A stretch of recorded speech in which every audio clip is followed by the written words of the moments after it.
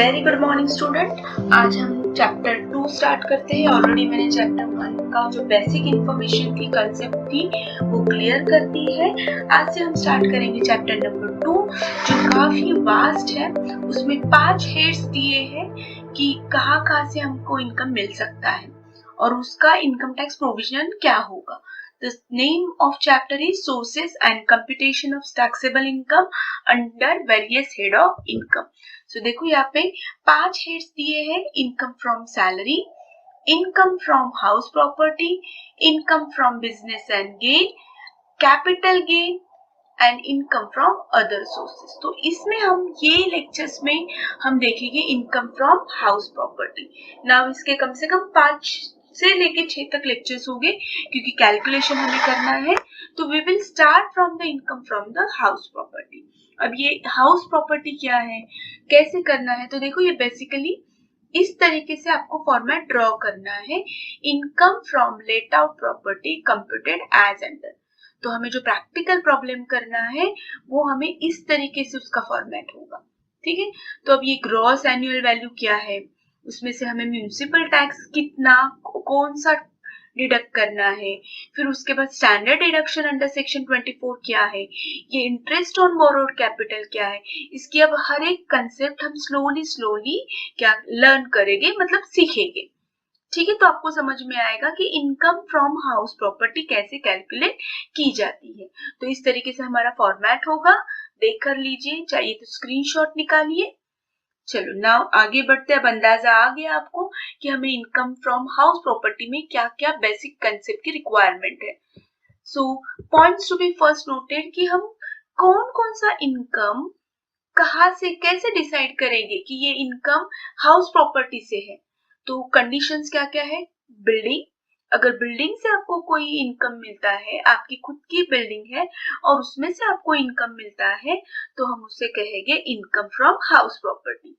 RCC building, palace, अगर आपको कोई पैलेस है, अपार्टमेंट, फ्लैट्स, अगर आपका फ्लैट है, अगर आपका पूरा अपार्टमेंट है, अपार्टमेंट में 3-4 आपके फ्लैट्स है, तो उसका भी जो आप रेंट पे दोगे उसका भी इनकम कंसिडर किया जाएगा, income from house property.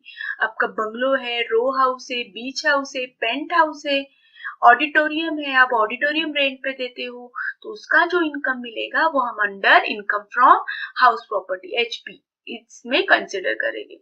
Godown है, आपके वेयर हाउस है, आप वो रेंट आउट पे देते हो, ऑफिस है, कमर्शियल शॉप है, आपका थिएटर है, फार्म हाउस है, आपकी कॉलेज बिल्डिंग, लाइब्रेरी बिल्डिंग, ये जहां से आपको इनकम होगा ये सब आपको इनकम फ्रॉम हाउस प्रॉपर्टी में कह जाएगी। ठीक है, तो हम किसको कंसिडर करेंगे, हाउस।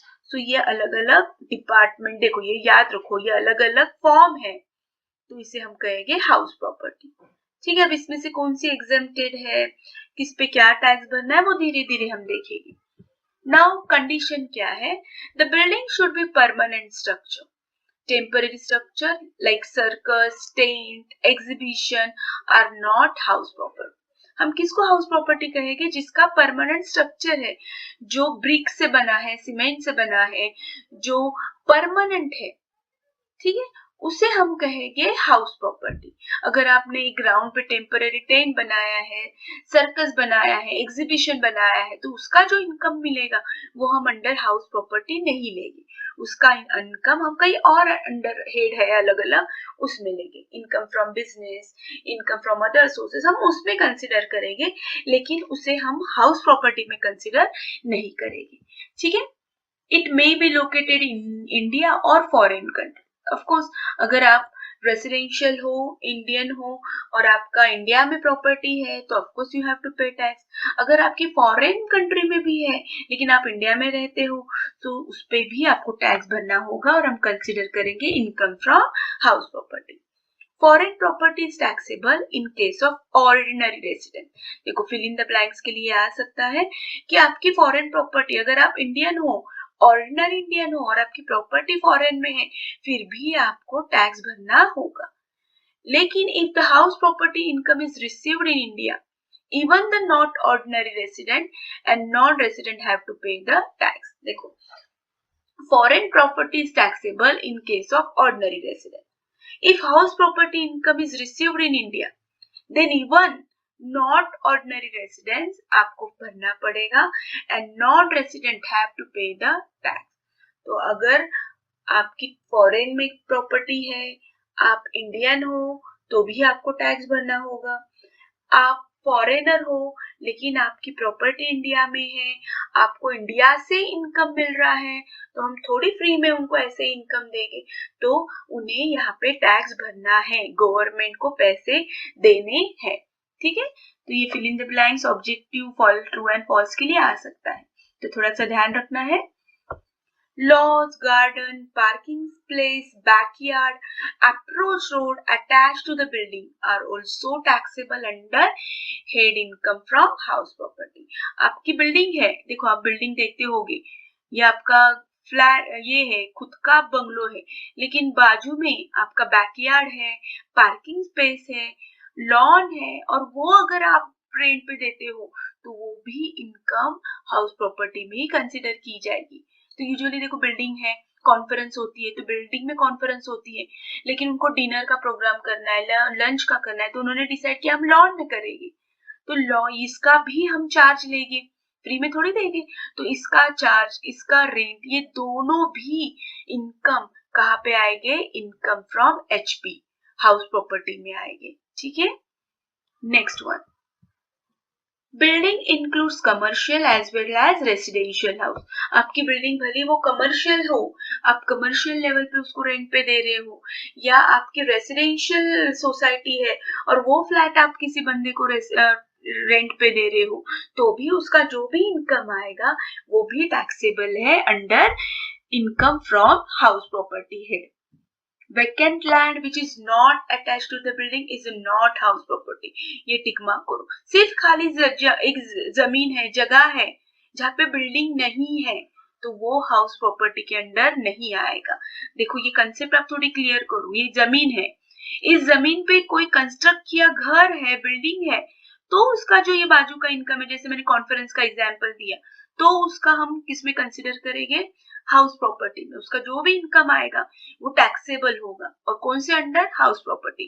लेकिन सिर्फ आपकी एक खाली जमीन है, आपने सिर्फ एक ऐसी जमीन लेकर रखी है, ठीक है, लेकिन वहां पे कुछ भी बिल्डिंग बंदी नहीं है, तो उस पे आपने किसी को सर्कस की जगह दे दी, टेंट को जगह दे दी, तो वो जो इनकम रहेगा वो इनकम आपका हाउस प्रॉपर्टी के अंडर नहीं आएगा. अंडरस्टूड. ये छोटी छोटी कंसेप्ट है, आपको लिखनी है. ऑफकोर्स जब मैं आपको प्रैक्टिकल प्रॉब्लम सिखाऊंगी तभी भी आपको अलग अलग प्रोविजन बोलूंगी. मेन थिंग इज दैट कि you have to take your pen and pencil and notebook. जो मैं बोलूंगी आपको वो लिखना है, हाईलाइट करना है. अगर टेक्स्ट बुक है तो उस पर अंडरलाइन करना है. ठीक है, चलो next. Incomplete structure building which are in dilapidated condition not considered to be house property. For example earthquake आ गया और वो बिल्डिंग आधी गिर गई है, अब वहां पे प्रॉपरली एम्यूनिटीज नहीं है, पानी नहीं है, फिर भी आप वहां पे कोई रह रहा है और उसका रेंट ले रहे हो, तो वो हाउस प्रॉपर्टी में नहीं आएगा. Incomplete structure. देखो कभी कभी ऐसे होता है ना कि बिल्डिंग बनते बनते ही कुछ तो लीगल ऐसे कुछ आता है, प्रॉब्लम्स, ऑब्स्ट्रैक्शंस, की वो बिल्डिंग का कंस्ट्रक्शन स्टॉप होता है, या कभी अर्थक्वेक आता है और बिल्डिंग आधी डिस्ट्रॉय हुई होती है, अब वो रहने के लायक नहीं होती है.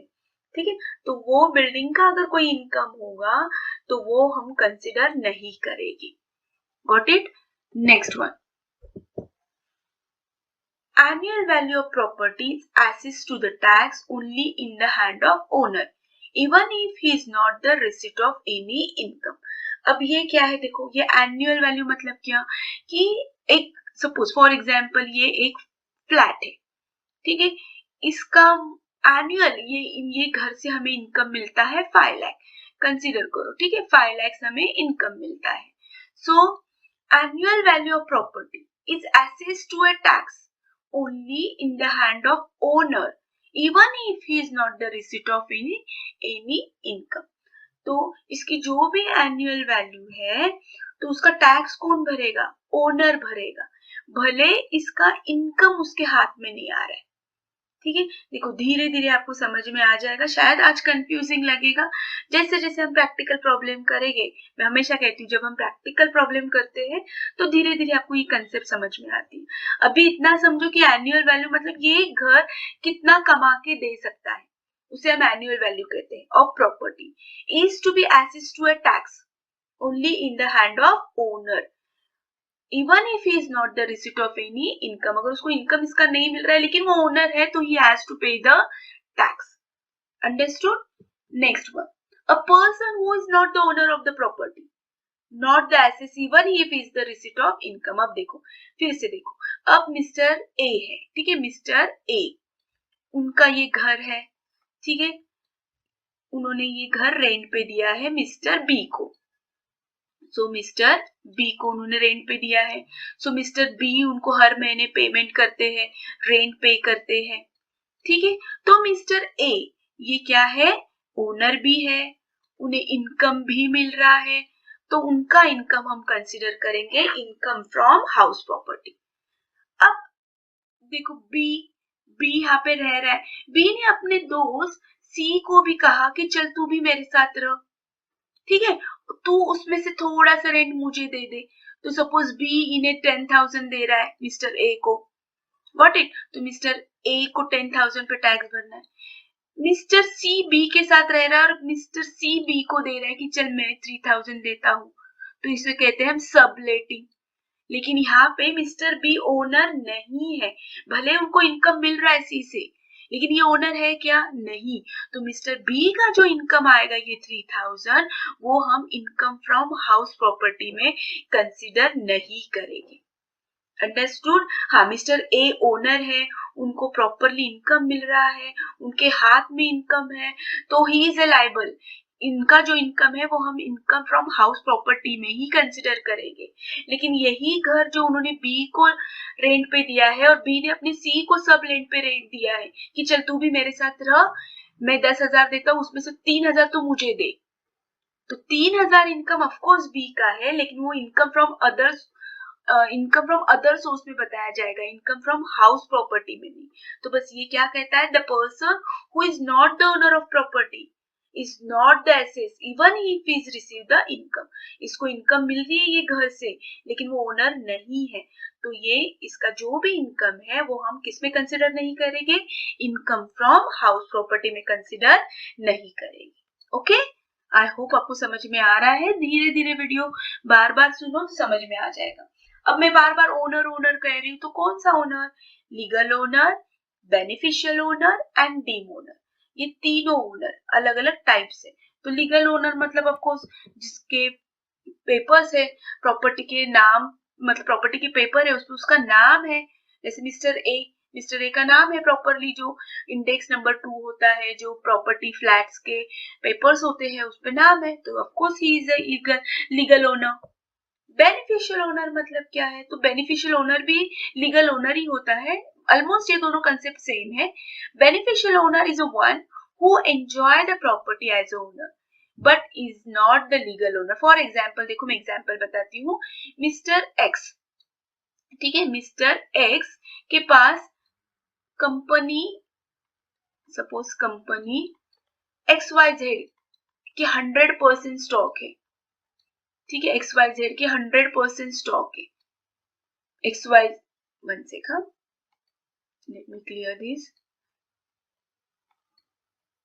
Okay, so मिस्टर ए के पास XYZ कंपनी की 100% स्टॉक है और XYZ कंपनी के पास ABC कंपनी के स्टॉक है, तो इनडायरेक्टली मिस्टर ए XYZ का तो ओनर है, प्लस ABC का भी इनडायरेक्टली ओनर होगा, तो बेनिफिशियल ओनर है, इसे कहते हैं beneficial owner.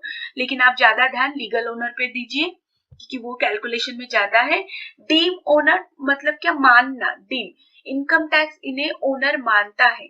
For example transfer of property to spouse, minor child, तो कोई कोई पर्सन क्या करते हैं ना कि अपनी बहुत प्रॉपर्टी है तो कुछ प्रॉपर्टी वो अपने वाइफ के नाम पे ट्रांसफर करते हैं और फिर वाइफ को कहते हैं कि जो भी इनकम आएगा वो तेरे अंडर हेड में ले, तुम टैक्स भरो तो डेफिनेटली उसको भी कुछ एग्जेम्पशन मिलेगी। एज ए विमेन उसको और एग्जाम्शन मिलेगी, तो ऑटोमेटिकली टैक्स क्या होता है, टैक्स लायबिलिटी कम होती है। तो गवर्नमेंट ने क्या कहा है कि भले आप ट्रांसफर करो, माइनर चाइल्ड आपके बच्चे के नाम पे ट्रांसफर करो, बीवी के नाम पे ट्रांसफर करो, लेकिन अगर वो इनकम मिलता है तो उसका इनकम जो आप भरोगे वो आपको ही भरना है, डीम ओनर। क्योंकि कोई कोई रहते हैं ना स्मार्ट पर्सन कि खुद के नाम पे इतना प्रॉपर्टी नहीं बताते, तो थोड़ा सा बच्चों के नाम पे ट्रांसफर करते हैं, स्पाउस के नाम पे ट्रांसफर करते हैं, तो ऑटोमेटिकली वो इनकम भी स्पाउस एंड माइनर के नाम पे जाता है, तो इनकी थोड़ी टैक्स लायबिलिटी कम होती है। तो हमारा जो एक्ट है इनकम टैक्स वो भी स्मार्ट है, तो उन्होंने कहा कि भले आप ट्रांसफर करो लेकिन जो इनकम है उसका जो टैक्स होगा उसको आपको भरना होगा, मतलब deemed owner. Understood? So this are the legal owner, beneficial owner and deem owner. अब कौन सी प्रॉपर्टी एग्जेम्प्टेड है, टैक्स नहीं भर सकते हैं? So this are the property. एक बार स्क्रीनशॉट ले लो, पढ़ लो, ये शॉर्ट नोट्स के लिए आ सकते हैं कि name the following properties which are exempted from the tax. तो ऐसा घर जो एक्स रूलर का है, राजा महाराजा, देखो अभी तो नहीं है लेकिन उनके महल वगैरह है, तो वो इनकम एग्जेम्प्टेड है, तो उनको टैक्स नहीं भरना है। House property of local authority, जो म्यूनिसिपल वगैरह उनकी जो हाउस प्रॉपर्टी है उसका जो इनकम मिल रहा है वो टैक्स एग्जेम्प्टेड है, उनको टैक्स नहीं भरना है। देखो कितने अच्छे अच्छे रीजन है। साइंटिफिक रिसर्च, एक साइंटिफिक रिसर्च है, वो बिल्डिंग है, वहां पे रिसर्च किया जाता है, तो उसका जो कुछ इनकम मिलेगा तो वो उसका इनकम पे टैक्स नहीं है। एजुकेशनल इंस्टीट्यूशन, हॉस्पिटल्स, लद्दाख जहाँ पे प्रॉपर्टी है उनकी, पॉलिटिकल पार्टी उनके भी हाउस होते हैं ना, तो उनकी house property of trade union, farm house, ये चैरिटेबल पर्पस के लिए अगर कोई आप यूज कर रहे हो, सो ये सब कुछ, या house property own for the business, मतलब आपका घर है, नीचे के घर पे, नीचे के फ्लोर पे आपका दुकान है और ऊपर पे आप रहते हो, तो ये इसे हम क्या कहेंगे, एग्जेम्प्ट फ्रॉम द टैक्स, मतलब इसको हम इनकम फ्रॉम हाउस प्रॉपर्टी नहीं कंसिडर करेंगे।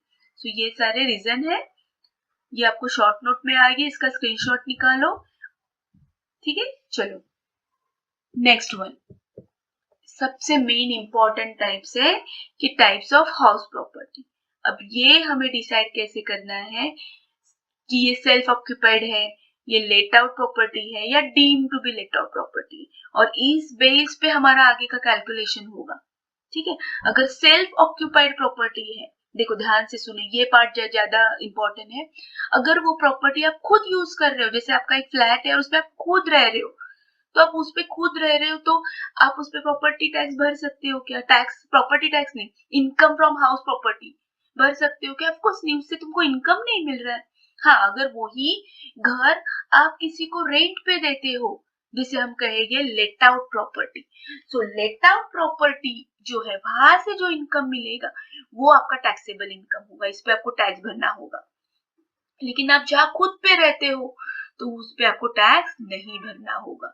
तो जो घर आप खुद यूज करते हो उसे कहते हैं सेल्फ ऑक्यूपाइड प्रॉपर्टी, जो आप रेंट पे देते हो उसे कहते हैं let out property. And deem मतलब क्या, मानना, deem to be let out. अब ये क्या है, तो ऐसा घर, फॉर एग्जाम्पल आपके पास 2 फ्लैट है, ठीक है, हम कंसिडर करते हैं आपके पास 2 फ्लैट है, उसमें से एक फ्लैट आप खुद के लिए यूज कर रहे हो और दूसरा फ्लैट भी खुद के लिए यूज कर रहे हो, तो ये दोनों प्रॉपर्टी आप सेल्फ ऑक्यूपाइड नहीं कर सकते हो। तो आप एक प्रॉपर्टी बताओगे सेल्फ ऑक्यूपाइड, जिसके लिए रूल्स अलग होंगे, और दूसरा प्रॉपर्टी बताओगे deem to be let out, इसके लिए रूल्स अलग, प्रोविजंस अलग होंगे, ठीक है, एग्जम्पशंस अलग होंगे। तो अगर आपके पास 2 घर है तो एक घर आप कंसिडर करोगे सेल्फ ऑक्यूपाइड और दूसरा घर आप करोगे deem to be let out property, वो भी आप यूज कर रहे हो, खुद के लिए ही कर रहे हो, कभी आप इधर रह रहे हो, कभी आप इधर रह रहे हो, दोनों घर आपके नाम पे है, इसमें से दोनों भी घर में से कोई एक भी घर आप रेंट पे नहीं दे रहे हो, ठीक है। लेकिन as per income tax rule एक घर ही आप बता सकते हो सेल्फ ऑक्यूपाइड प्रॉपर्टी, एंड दूसरा घर आपको बताना होगा deem to be let out property, क्योंकि इन दोनों के लिए प्रोविजंस, एग्जम्पशंस अलग है, रूल्स अलग है, तो ये आपको पहले ही दिमाग में रखना है, ठीक है। एंड लेट आउट प्रॉपर्टी मतलब ऑफकोर्स ये आपने दिया है लेट आउट, आपको रेंट पे दिया है और ऑफकोर्स उसका इनकम मिल रहा है, और जो भी उसका इनकम मिलेगा वो टैक्सेबल है, और ऐसा इनकम आएगा under head income from house property. Understood? According to the Act, house property is self-occupied if the own residential purpose, मतलब आप खुद के लिए यूज कर रहे हो, आप खुद वो घर में रह रहे हो, तो अकॉर्डिंग टू एक्ट हम उसे कहेंगे वो प्रॉपर्टी कैसी है, self occupied. Property use for one's own business profession is not self occupied. ठीक है, अब ऐसी प्रॉपर्टी है जो खुद की है लेकिन आप उसमें आपका बिजनेस करते हो, तो उसे हम सेल्फ ऑक्यूपाइड नहीं कहेंगे, और ना ही उसका इनकम हम इनकम फ्रॉम हाउस प्रॉपर्टी में कंसिडर करेंगे, क्योंकि वो खुद का घर है और वो आप खुद के बिजनेस के लिए यूज कर रहे हो। ठीक है, यहाँ से आपको इनकम नहीं आ रहा है, हाँ वो बिजनेस का इनकम आ रहा है, तो वो हम इनकम फ्रॉम जब बिजनेस आएगा तब कंसिडर करेंगे, तब देखेंगे, लेकिन अभी हम इसको कंसिडर नहीं करेंगे ये चैप्टर में। ठीक है, so property use for own business और professional is not a self occupied, मतलब आपको सिर्फ वहां पे रहना है उसे ही सेल्फ ऑक्यूपाइड करेंगे। And it is rather exempt from the tax, मैंने अभी कहा कि वो आप आपके बिजनेस के लिए यूज कर रहे हो तो वो एग्जेम्प्ट है, उस पे आपको under income from house property में तो टैक्स नहीं भरना है। हाँ बाद में हम देखते हैं, क्योंकि आप खुद का दुकान यूज कर रहे हो तो आपको रेंट बच रहा है, आप किसी और को रेंट नहीं दे रहे हो तो ऑटोमेटिकली आपका प्रॉफिट इंक्रीज हो रहा है। Got it? तो ये प्रोविजन हम जब इनकम फ्रॉम बिजनेस में देखेंगे ना तब कंसिडर करेंगे। Understood? Next, if property is partly self occupied, देखो थोड़ी सी प्रॉपर्टी सेल्फ ऑक्यूपाइड है एंड दूसरी वैकेंट है, the whole property consider self occupied. For example आपका बंगलो है, ठीक है, तो जो ग्राउंड फ्लोर पे है ना आप रहते हो, और ऊपर जो है ना फर्स्ट फ्लोर वो आप यूज ही नहीं करते हो, कभी कोई गेस्ट वगैरह आए तो इट्स ओके, अदरवाइज वो यूज ही नहीं करते हो, ना ही आपने वो रेंट पे दिया है, ना ही वो आप बिजनेस के लिए यूज कर रहे हो, वो वैकेंट है, तो उसे भी हम क्या कहेंगे, self occupied property. On other hand, if it is partly self-occupied and partly owned professional, then part used for self-occupation is treated as a self-occupied and other is exempted. देखो थर्ड वाले case में हमने क्या देखा, देखो third वाला point फिर से पढ़ो कि आपका एक घर है, नीचे आप रहते हो, ऊपर कुछ भी नहीं है, ना बिजनेस के लिए दिया है ना रेंट पे दिया है, बस खाली घर पड़ा है, तो वो पूरी प्रॉपर्टी हम सेल्फ ऑक्यूपाइड हम कंसिडर करेंगे। लेकिन फोर्थ वाली केस पढ़ो, लेकिन अगर आपका फिर से वही एग्जांपल लेते, बंगलो है, नीचे वाला जो है वहां पे मकान, आपका दुकान है, खुद का दुकान है, और ऊपर आपका मकान है, ठीक है, तो ऊपर वाला सेल्फ ऑक्यूपाइड कंसिडर करेंगे, और नीचे वाले का तो इनकम हम कंसिडर ही नहीं करेंगे, वो हम एग्जेम्प्ट करेंगे टैक्स में। Got it? चलो next one, in the following case, हम कौन से केस में फिर लेट आउट प्रॉपर्टी करेंगे? अभी मिस आपने कहा कि एक बंगलो है, नीचे का खुद यूज कर रहे हो, ऊपर वैकेंट है, तो सेल्फ ऑक्यूपाइड हम बोलेंगे उसको। दूसरा आपने एग्जांपल दिया, अगेन बंगलो है, नीचे खुद का दुकान है और ऊपर आपका मकान है, तो ऊपर जो मकान है उसको सेल्फ ऑक्यूपाइड करेंगे, नीचे जो इनकम है, जो बिजनेस खुद के लिए यूज कर रहे हैं उसका इनकम ही हम एग्जेम्प्ट करेंगे। तो फिर लेट आउट प्रॉपर्टी कौन सी, क्या क्या कंडीशन होनी चाहिए? लेट आउट मतलब रेंट पे देना।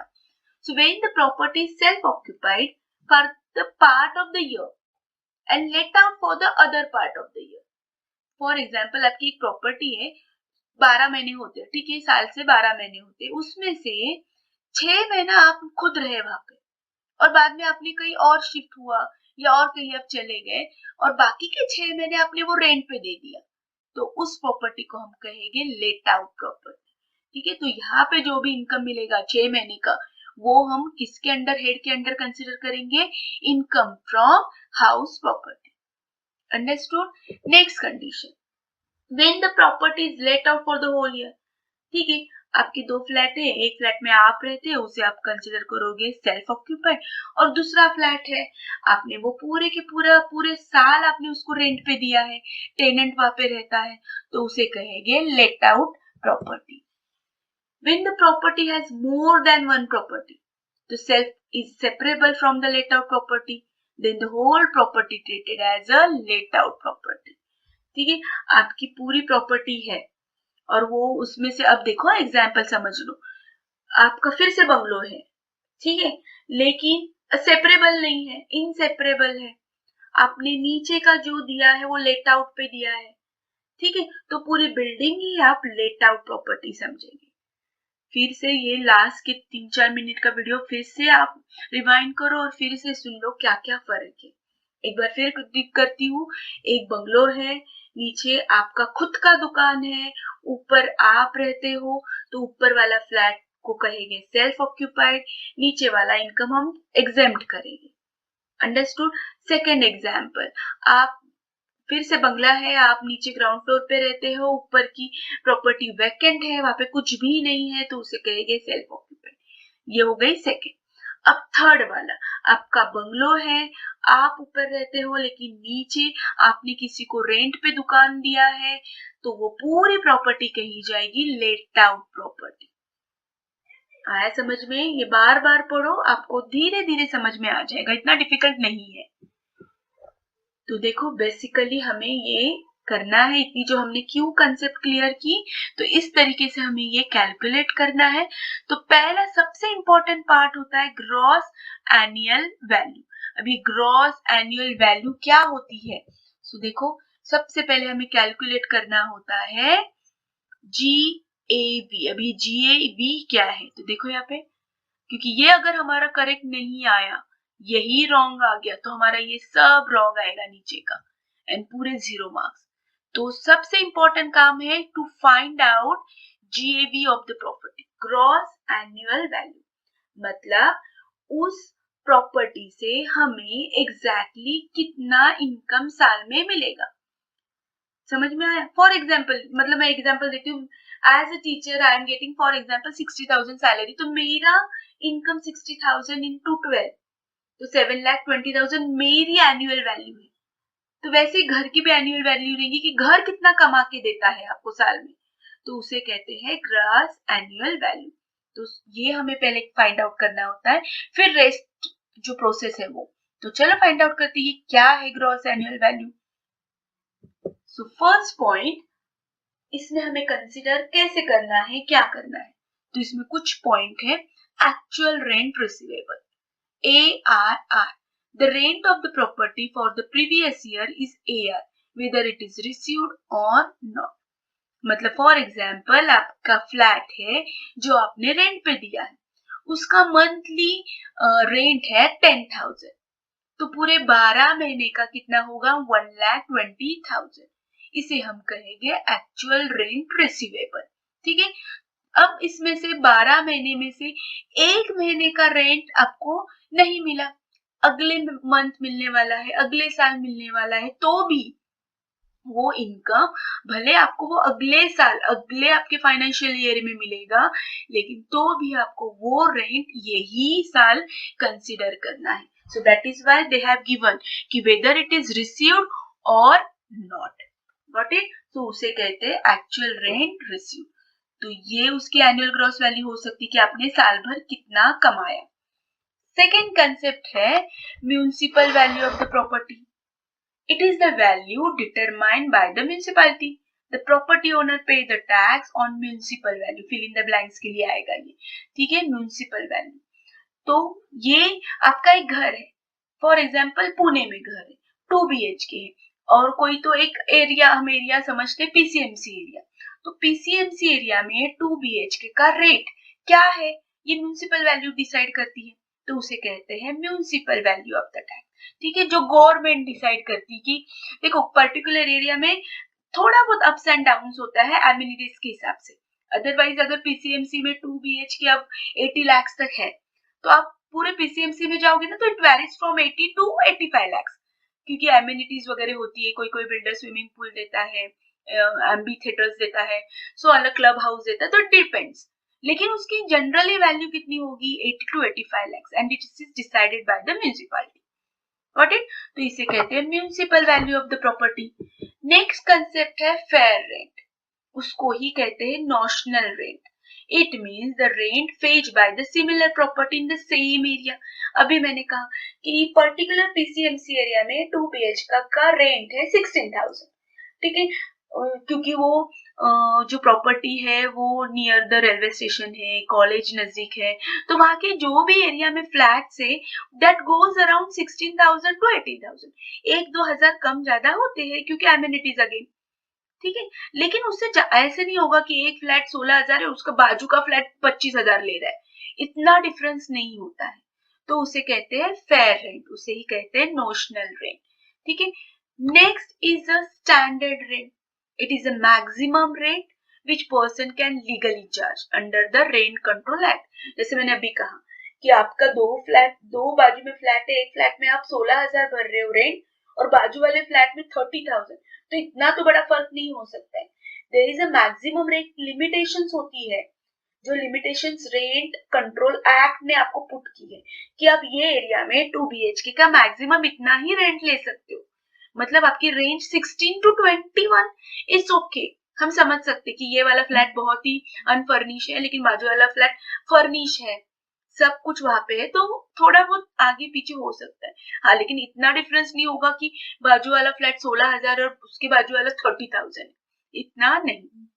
तो बेसिकली ये 4 कंसेप्ट हमें ध्यान में रखने हैं while calculating gross annual value, ठीक है। मैंने अभी आपको बताया ग्रॉस एनुअल वैल्यू पहली ही स्टेप है, तो उस स्टेप में हमें ये 4 कंसिडर करने हैं। फिर यहाँ पे रूल है कि विच एवर इज हायर, हम इसमें से कौन सी वैल्यू ले, आपको क्वेश्चन में ये चारों अमाउंट देंगे, फिर इसमें से कौन सी डिसाइड करनी है ग्रॉस एनुअल वैल्यू के लिए मैं कौन सी अमाउंट लू। फॉर एग्जाम्पल देखो, एक्चुअल रेंट रिसीवेबल आपका है, हम कंसिडर करेंगे 10,000 पर मंथ, तो 10,000 पर मंथ के हिसाब से आपका एनुअल ARR मतलब आपका एनुअल एक्चुअल रेंट कितना आना चाहिए, 1,20,000, तो ये देखो इसका है 1,20,000, ठीक है।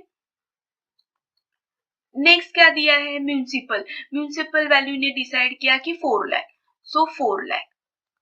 नेक्स्ट क्या दिया है, फेयर रेंट, तो फेयर रेंट का मतलब क्या होता है कि सिमिलर प्रॉपर्टी आजू बाजू में लोकेलिटी, तो ये है 3 लाख। और नेक्स्ट क्या दिया है, स्टैंडर्ड रेंट, तो स्टैंडर्ड रेंट कितना होना चाहिए, तो नेक्स्ट उन्होंने सपोज फॉर दिया है 2,50,000, ठीक है। सो अब ये चार वैल्यू दी है, तो इन चारों वैल्यू में से हमें लेना कौन सा है कैलकुलेशन में, कभी कभी हमें एक्चुअल रेंट लेना होगा, कभी कभार म्यूनिसिपल वैल्यू। कुछ प्रॉब्लम में आप देखोगे कि इन्होंने तो यहाँ पे फेयर रेंट लिया है, कुछ प्रॉब्लम में आप देखोगे अरे इन्होंने तो स्टैंडर्ड रेंट लिया है, ठीक है। तो हमें इसमें से कैसे डिसाइड करना है, तो वहां पे रूल है whichever is higher, whichever is lower, whichever is higher। तो डोंट वरी, जब हम प्रैक्टिकल प्रॉब्लम समझाएंगे तो मैं आपको एक बहुत आसान ट्रिक भी बताऊंगी और वो ट्रिक से आपको समझ में आएगा एंड यू कैन डिसाइड कि while calculating which amount we are suppose to take. Understood, तो बेसिक कंसेप्ट आपको ग्रॉस एनुअल वैल्यू की समझी है, ये 4 कंसेप्ट आपको समझ में आए हैं। नाउ लेट्स मूव, देखो आ गए हम लोग। तो हमें अभी तक हमने जो ये पढ़ा है वो किसके लिए पढ़ा है, actual rent, fair rent, standard rent, municipal value, इसके लिए। देखो अभी तक हम पहले ही स्टेप पे है, तो यही हमको अभी पहले कंसिडर करना है। तो सबसे मेन इंपॉर्टेंट कैलकुलेशन हमारा ये होगा, और उस ये कैलकुलेशन के लिए 4 कंसेप्ट हमने देखी है, और उस 4 कंसेप्ट में से कोई तो एक कंसेप्ट हमें, एक अमाउंट हमें यहाँ पे लिखनी है, तो वो कौन सी अमाउंट लिखनी है नेक्स्ट लेक्चर में आपको पढ़ाऊंगी, how to calculate gross annual value. Understood, ये पार्ट समझ में आया। फिर उसके बाद हमें municipal tax every year of course property tax pay करना पड़ता है। फिर उसके बाद हम आएंगे डिडक्शन अंडर सेक्शन 24। अब ये डिडक्शन क्या है, 30% याद रखना है। ये जो वैल्यू आएगी आपकी net annual value, municipal tax cut करके, देखो माउस पे ध्यान दो, उस पे हम 30% क्या करेंगे, डिडक्शन करेंगे, मतलब हमें थोड़ा सा एग्जम्पशन मिलेगा। सपोज यहाँ पे इनकम है 1 लाख, तो हम 1 लाख पे टैक्स नहीं भरेंगे, गवर्नमेंट ने हमको बोला सब्र करो, अब ये 1 लाख पे मत भरो, आप हम ना आपको 30% माफ कर देते, तो 1 लाख पे 30% मतलब 30,000, तो 1 लाख पे हम 30,000 कैलकुलेट करेंगे। तो अब हमारा इनकम कितना हो गया, 70,000, तो अब हमें थोड़ा सा टैक्स कम भरना होगा। फिर गवर्नमेंट ने बोला रुको, अगर आपने उस पे लोन भी लिया है तो चलो वो भी हम आपको माफ करते हैं, उस पे का जो इंटरेस्ट है माफ कर देते हैं।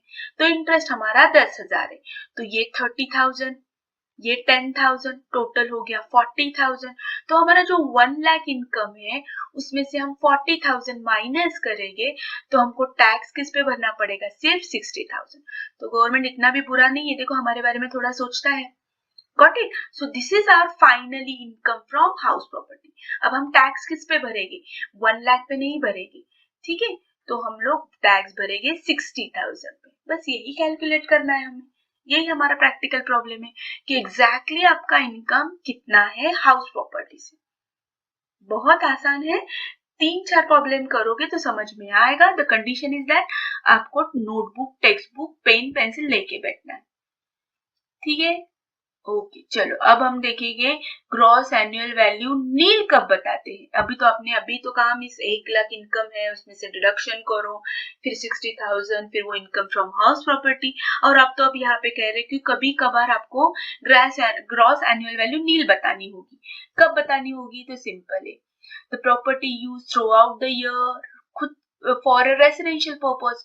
ऑफकोर्स खुद अगर आप रहते हो, आपको अगर रेंट का कुछ इनकम नहीं मिलता है तो आपका एनुअल वैल्यू कहाँ से आया, आप क्यों टैक्स भरोगे? तो वहां पे ऐसे केस में हमें ग्रॉस एनुअल वैल्यू नील बतानी है, ठीक है? If the property could not occupied through out the previous year because of employment, तो ऐसे वक्त भी हमें सेल्फ एम्प्लॉय, अचानक देखो आप अचानक आपको फॉरेन जाना पड़ा कोई जॉब की वजह से, छोड़ के घर तो खाली है और आपने रेंट पे भी नहीं दिया है, तो उसका तो इनकम है ही नहीं, खाली पड़ा है वो फ्लैट, आप रह रहे नहीं हो, ठीक है, लेकिन कोई दूसरा भी तो नहीं रेंट पे रह रहा है, तो घर तो बेचारा कुछ कमा के दे रहा नहीं है, तो कहाँ से आएगा आपका एनुअल वैल्यू? तो तभी भी आपको नील लिखना है। When part of the house property, bracket में लिखा है, which is independent, is self occupied, other part is let out, then only self occupied property need.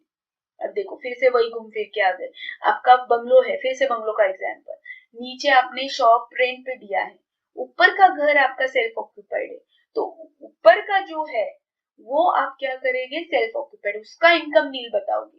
लेकिन जो नीचे आप दुकान शॉप दिया है आपने रेंट पे किसी और को, तो उसका तो इनकम है ना भाई, तो उसका इनकम आप ग्रॉस एनुअल वैल्यू नील नहीं बताओगे।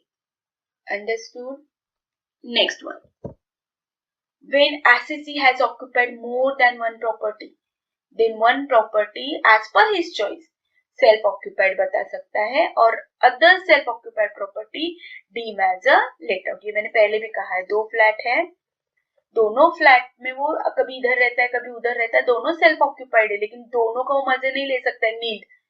तो गवर्नमेंट ने बोला नहीं नहीं ऐसे नहीं करो, नहीं तो ऐसे तो हम कितने भी फ्लैट लेंगे और सबका एनुअल वैल्यू नील बताओगे, तो नहीं, आपके चॉइस से कोई भी एक घर आप नील बताओ ग्रॉस एनुअल, बाकी का भले आप वो रेंट पे दो या नहीं दो, उसे हम ट्रीट करेंगे deem to be let out property, और वहां पे आपको ग्रॉस एनुअल वैल्यू नील नहीं लिखना है, वहां पे आपको जो भी म्युनिसिपल वैल्यू जो भी डिसाइडेड रहेगा वो लिखना है, उस पर टैक्स भरना है। वरना ऐसे तो बंदा 3-4 फ्लैट लेगा और तीनों फ्लैट को बताएगा कि मेरा तो कोई इनकम है ही नहीं, ठीक है? तो गवर्नमेंट भी स्मार्ट है। Done? So this is final. समझ में आया? तो कब नील बताना है और कब हमें एनुअल वैल्यू बतानी है। कब नील बताना है, जब वो घर आप खुद के लिए रह रहे हो, तो यहाँ पे हम नील बताएंगे, ठीक है, कुछ नहीं बताएंगे, डैश करेंगे। अगर यहाँ कुछ नहीं तो यहाँ पे टैक्स नहीं, यहाँ पे स्टैंडर्ड डिडक्शन नहीं। हाँ, लेकिन एक बेनिफिट आपको मिल सकता है, जो आप घर में रह रहे हो उसका अगर लोन है तो उसका इंटरेस्ट जरूर आप कर सकते हो। फॉर एग्जाम्पल साल का इंटरेस्ट है 30,000, तो देखो, तो आपका यहाँ पे क्या आएगा, 30,000 तो निगेटिव में आएगा, ठीक है, 30,000, तो आंसर भी आपका माइनस, या ऊपर तो जीरो है, 0 माइनस 30,000, तो माइनस 30,000 में आएगा, तो निगेटिव में आएगा।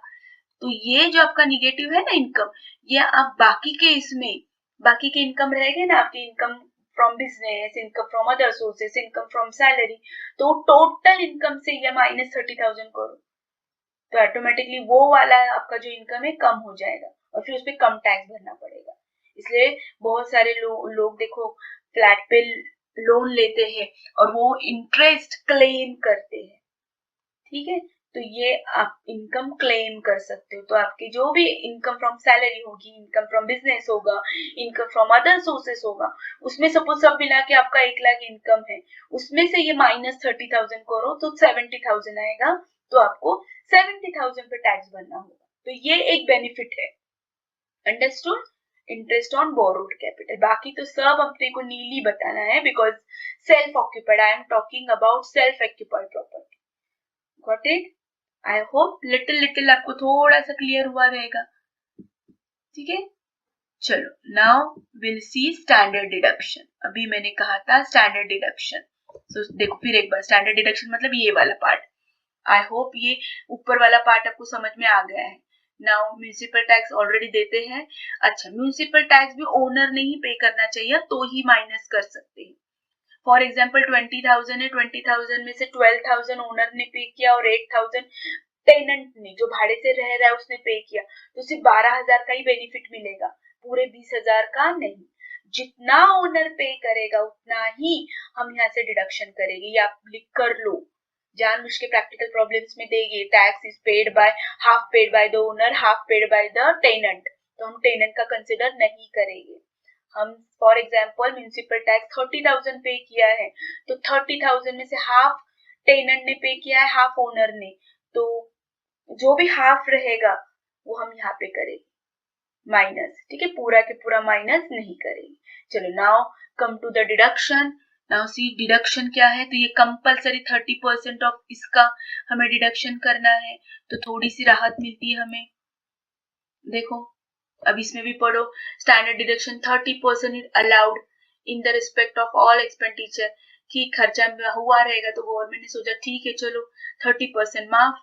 यहाँ पे अगर 1 लाख आ रहा है आपका इनकम, एनुअल वैल्यू 1 लाख आ रही है, तो ठीक है मत रो, 1 लाख पे मत भरो टैक्स, हम आपको 30% क्या देते हैं, माफी देते हैं, मतलब स्टैंडर्ड डिडक्शन। स्टैंडर्ड मतलब क्या, सबको एप्लीकेबल है, वो बंदा काला हो, गोरा हो, कोई भी हो, सबको अलाउड है। ठीक है, तो 30%, 30,000 माफ। तो income from house property 70,000 consider की जाएगी, और अब उसको 70,000 पे क्या करना होगा, टैक्स भरना होगा। What it? No deduction is allowed for expenses incurred. इसमें और कोई भी एक्सपेंसेस डिडक्शन नहीं है कि रिपेयर के लिए खर्चा आया या और किसी के लिए खर्चा आया, रिनोवेशन के लिए आया, नो, वो आपका खर्चा है, वो आप देख लो, इसमें यहाँ से माइनस नहीं करना है। और इनकम कम नहीं करना है, क्योंकि इनकम जैसे जैसे कम होगा वैसे वैसे गवर्नमेंट को भी तो बेचारे को कम टैक्स भरना पड़ेगा। तो सिर्फ यही 2 डिडक्शन दिए पूरे आपको, पूरे हाउस प्रॉपर्टी में। एक डिडक्शन स्टैंडर्ड डिडक्शन है और दूसरा इंटरेस्ट ऑन बोरोड कैपिटल। ठीक है, चलो नाउ अपन देखते हैं इंटरेस्ट ऑन बोरोड कैपिटल का। अब इसमें भी प्रॉब्लम है, प्रॉब्लम मतलब आपको कैलकुलेशन में थोड़ा सा ध्यान देना है।